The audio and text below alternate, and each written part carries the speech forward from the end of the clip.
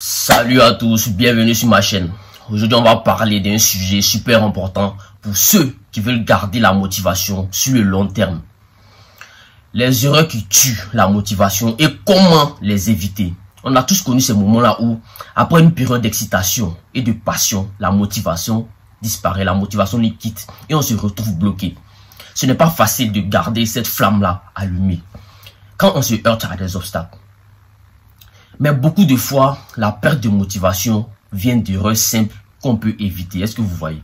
Alors, si tu veux savoir comment garder ta motivation intacte, même dans les moments difficiles, même dans les moments de doute, reste bien avec moi jusqu'à la fin de cette vidéo-là. Parce que je vais t'expliquer comment éviter les pièges qui peuvent te freiner. La première erreur qu'on fait souvent, c'est de se comparer aux autres. Quand tu vois des gens qui semblent avancer plus vite que toi, là, ou qui ont, comment dirais-je, qui ont plus de succès que toi, ça peut être démoralisant. Tu te dis peut-être que, pourquoi moi je n'arrive pas à avoir les mêmes résultats? Mais la vérité c'est que la comparaison avec les autres là est un piège qui te fait perdre de vue tes propres objectifs à toi. Est-ce que tu vois?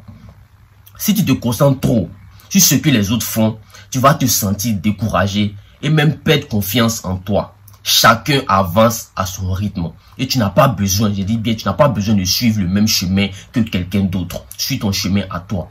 Éviter la comparaison, c'est se concentrer sur tes projets personnels, sur ta propre évolution. C'est en restant fidèle à toi-même, en respectant, ton rythme, que tu vas garder cette motivation-là intacte. Une autre erreur qui tue la motivation, c'est le perfectionnisme excessif.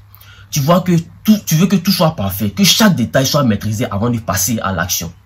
Et à force, je dis bien, à force d'attendre que tout soit parfait, tu n'agis pas. Et devine quoi? L'attente devient de plus en plus longue. Et la motivation va diminuer. On finit par procrastiner. Et par, par ne jamais accomplir ce qu'on voulait faire. Désolé.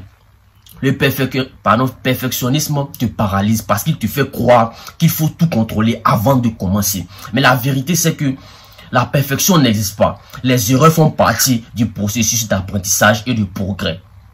Alors, pour garder ta motivation, il faut accepter que tout ne soit pas parfait et que l'essentiel, c'est de passer à l'action. C'est le plus important. Avancer, même si c'est imparfait, c'est mieux de rester bloqué dans l'attente. C'est mieux que de rester bloqué dans l'attente de la perfection. Quand on ne sait pas où l'on va, la motivation peut facilement s'éteindre.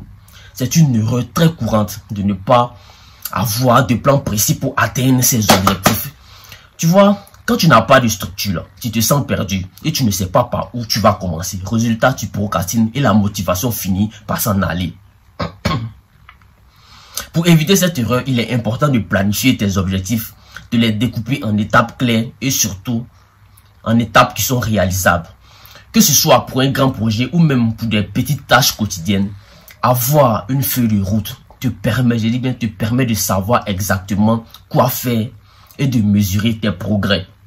Une bonne planification te donne un cadre et c'est ce qui va nourrir ta motivation parce que tu vois que tu avances étape par étape. La quatrième erreur qui tue la motivation, c'est l'absence de récompense.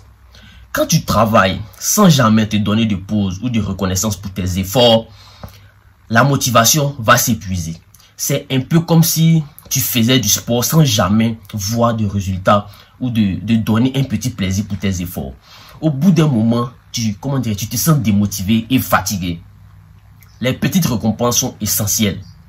Très essentielles pour entretenir ta motivation quand tu atteins un objectif. Même s'il est petit, félicite-toi. Tu peux t'offrir un moment de détente, un bon repas ou quelque chose que tu apprécies vraiment. Cela va renforcer l'idée que tes efforts sont récompensés.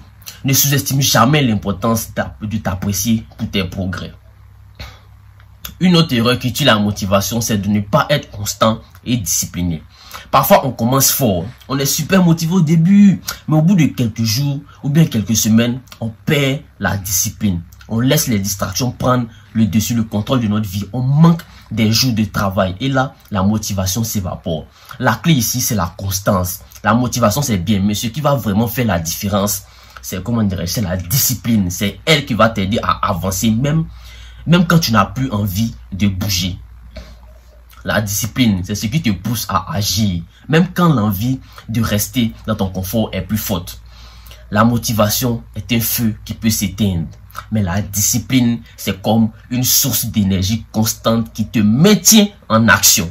Il faut construire, de bonnes habitudes et rester fidèle à ton emploi du temps, même quand ça devient difficile. L'erreur qui tue souvent la motivation, c'est d'ignorer son bien-être physique et son bien-être mental. Quand tu négliges ta santé, quand tu es fatigué, stressé ou bien tu es malade, la motivation peut disparaître. Il est important, je dis bien important, de comprendre que la motivation dépend aussi de ton état physique et de ton état mental. Si tu ne dors pas bien, si tu ne manges pas correctement ou si tu es toujours stressé, il sera très difficile pour toi de garder la motivation à long terme. Pour éviter cela, prends soin de ton corps, fais de l'exercice régulièrement, va à la salle, mange équilibré, dors suffisamment, dors bien et pratique des activités qui te détendent. Un esprit sain dans un corps sain, c'est la clé pour maintenir la motivation à un niveau élevé. Voilà, on a passé en revue les principales erreurs qui tuent la motivation et comment les éviter. La motivation est fragile et souvent, ce sont des erreurs simples qui viennent la gâcher. Mais la bonne nouvelle, c'est que tu peux facilement les contourner avec un peu de discipline, si tu es discipliné, avec un peu de planification et de bienveillance envers toi-même. Rappelle-toi toujours que la motivation n'est pas quelque chose qu'on peut forcer, mais c'est quelque chose qu'on nourrit tous les jours avec, des actions concrètes. Alors, la prochaine fois que tu te sens démotivé, reviens à ces points-là et applique-les. Tu vas voir que la motivation reviendra. La motivation reviendra plus forte que jamais. Courage à toi, continue à avancer et à reconstruire tes rêves. Si cette vidéo t'a plu, n'hésite pas à liker, à t'abonner.